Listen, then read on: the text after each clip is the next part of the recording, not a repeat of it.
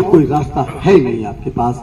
साथियों, बेहद चिंताजनक दौर में हम गुजर रहे हैं।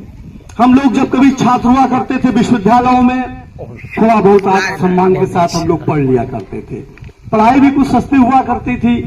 हम लोग कभी 500, 600, 700 रुपए में हम लोग पोस्ट ग्रेजुएट हो जाया करते थे। लेकिन आज तो बेहद चिंताजनक, शिक्षा इतनी महंगी कर दी गई है कि इस देश का भूमिहीन दलित, इस देश का आदिवासी, इस देश का पिछड़ा वर्ग अपने बच्चों को अब पढ़ा नहीं पाएगा।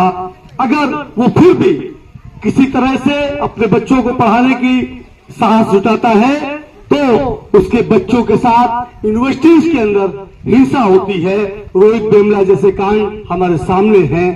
अभी हम देख रहे हैं यूजीसी जब एक कानून लेके आया कि कैसे यूनिवर्सिटीज के अंदर यूजीसी एक्ट के तहत प्रोटेक्शन दिया जाए इस प्रकार के छात्रों को, नॉट शुगर बट मिल्क, उसके अधिकारों को उन्होंने सुप्रीम कोर्ट के रास्ते किल कर दिया। हमको समझता है कि देश के अंदर चाहे जुडिशरी हो चाहे सत्ता हो, दोनों एक ही भाषा बोल रही हैं। अभी आप एसआईआर का इश्यू देख लीजिए, क्या हो रहा है। एसआईआर में कौन से लोगों के वोट काटे जा रहे हैं? उन अनपढ़ लोगों के जो ठीक से अपने माँ बाप के दस्तावेज, उनके आंकड़े नहीं जुटा पाए हैं, उनके वोट काट दिए जा रहे हैं।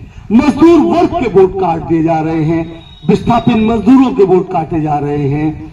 सबसे ज्यादा आदिवासी, दलित, पिछड़े लोगों के वोट काटे जा रहे हैं। और ये जो ब्राह्मणिकल सिस्टम है, ये चाहता है कि एसआईआर के द्वारा इस देश के अंदर जो व्यवस्था कभी बाबा साहब ने दी थी कि हर आदमी को वोट का अधिकार दिया था, महिलाओं को कोई वोट का अधिकार नहीं था। बाबा साहब पहले व्यक्ति थे जिन्होंने भारत में महिलाओं को वोट का अधिकार दिया था।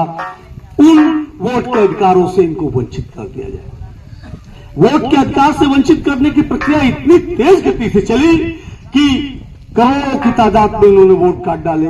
उत्तर प्रदेश के अंदर काट डाले, इन्होंने बंगाल के अंदर काट डाले, इन्होंने बिहार में काट डाले। बिहार का परिणाम सामने है, बिहार में विपक्ष इसीलिए हार गया। अभी हम देख रहे हैं बंगाल के अंदर बड़ी तादाद में इन्होंने वोट काटे हैं। लेकिन बंगाल के अंदर हम देख रहे हैं